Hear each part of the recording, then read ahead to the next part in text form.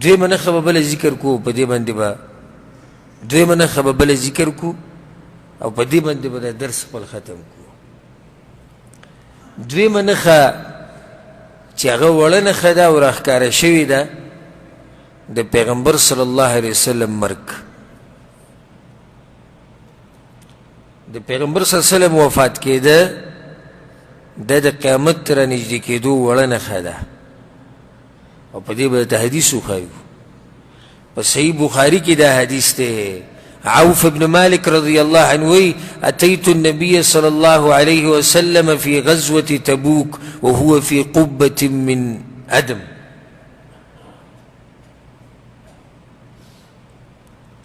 وی زه به پیغمبر صلی الله علیه وسلم پسې رالمه د تبوک په غزا کې او هغه د سرمنې په یو خیمه کې ناست وی دا وی چې اعدد ستا بین یدی ساعه د قیامت نه مخکې شپږ خبرې وشماروي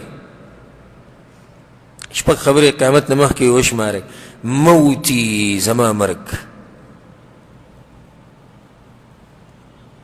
دا نښه شوه که نه پیغمبر صلی الله علیه وسلم وفات کېده او به یې نورې نښې ذکر کړي دي هغه به انشاءالله په خپل ذکر راځي چې نورې پنځه کمې وي یا دلته نه ذکر کوم چې تاسو یو شوق کې.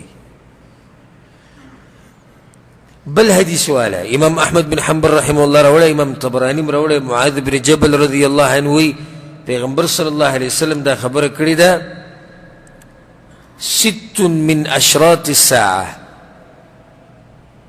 د قیامت شپږ نښې یادې کوي وی موتی زما مرګ. په دې کې پیغمبر صلی الله علیه وسلم پخپله وی موتی زما مرګ. یاران لګیا دي زموږ په ملک کې مناظرې په دې روانې دي چې مړ شوی دی که نه دی مړ شوی. نو بیا هغوی ته به دا حدیث ورمخکې کړي چې بیا به یو قیامت بلکل نه راځي. نو که چېرته دا خبره شي چې پیغمبر صلی الله علیه وسلم باندې مرګ نه دی راغلی او نه په هغه باندې مرګ راځي نو بیا خو قیامت هم نه راځي. څنګه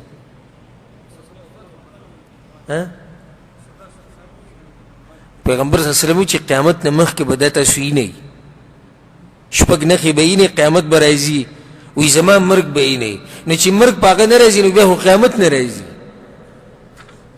پته نشته چې کوم ځای کې د عقل د دې خلکو پوندو کې عقل پروت دی پوندو کې خو ټول تعصب دی او ضد دی او عناد دی ځان مشهورول دی د عربۍ عبارت بوله نه ورځي. بل ورځ مې د مولا تقریر اورېدو او وایي دوی چغې وایي چې تقلید نشي ته چې وایي د خپلې ښځې تقلید کوې د هغې د لاس ډوډۍ وخورې. یو دلیل. دویم دلیل ته چې د درزي د لاس جامې اغوندې. دریم دلیل سپلی چې د چمیار نه اخلي. یو څلورم دلیل به زه د هغه د طرف نه ذکر کړم د هغه د کوشش به پوره کړم او په نهي چې ویښته واړه کړې. پنځم دلیل دکاندار نه چې سامان اخلي. شپږم دلیل ډرایور سره چې ګاډي کې کښېني مړه دین نه ټوغه جوړه کړې داسې و دې لګیا تقلید ثابتوي نو چې ثابتوي بیا خو چې د ټوس دلایل ووایي د قرآن او حدیث نه داسې خبرې دي ټنګېدلي دلایل راوړه ټنګېدلي. الحمدلله عوام پوه شوي دي عوام اوس هغه پوخاني نه دي ښه چې مولوي صاحب ورته خبره وکړو هغه به روان شو بس وي کتاب کې راغلي دي او جي دا بس مولویان چې خبره کوي کتابونو دا مسله راغستې ده وایي کتابونه خو ډېر دي ته کوم کتاب وایي کتابونه خو د یهودو نصاراو هم دي کتابونه خو د شیعهګانو هم دي کتابونه خو د هندوانو د سیکانو هم دي ته وایي کتابونو راغستې ده نو کېدای شي دا وایي کتابونو راغستې نو بیا کتابونه خو ډېر دي کوم کتاب راغستې ده.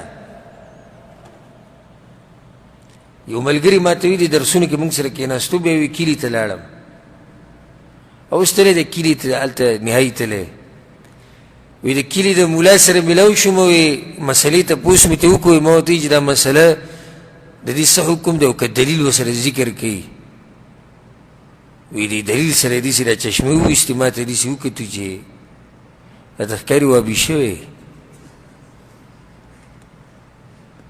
دا دلیل ملیل چې کوي نو دی وی خرابېږي. سبحان الله، دلیل چې غواړي خرابېږي، دلیل چې غواړي خو برابر شو. الی صحیح دین مو پېژندو، اوس یې صحیح رګ راونیو ده، دلیل وښایه. اوس الحمدلله هغه عوام نه دي. نو پیغمبر صلی الله علیه وسلم وایي زما مرګ، نو په خپله هغه وایي چې په ما به مرګ راځي. نو پیغمبر صلی الله علیه وسلم باندې مرګ راغلی دی، هغه د دنیا نه تللی دی، ژوندی دی خو په کوم ژوند کې ژوندی دی؟ د برزخ په ژوند کې، او د هغه ژوند نه الله خبر دی.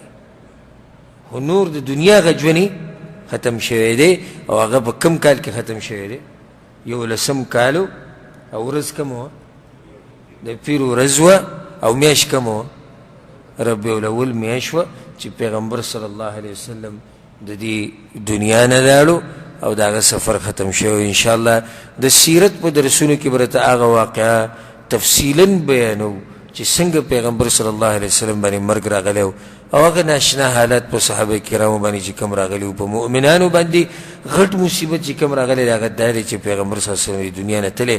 ځکه یو حدیث کې پیغمبر صلی الله علیه وسلم وایي تاسو کې چې چاته مصیبت ورسي نو ځان ته دا مصیبت را مخې ته کوئ چې زمونږ پیغمبر وفات شوی دی، نو هغه مصیبت به راته بیا وړوکی ښکاري. د دې سره زمونږ دا درس اختتام ته ورسېدو، خو دوه نښې شوې. کومې؟ د پیغمبر صلی الله علیه وسلم ته نبوت میلاوېده او پیغمبر صلی الله علیه وسلم مرګ وفات د دنیا نه تګ، دا دوه نښې شوې.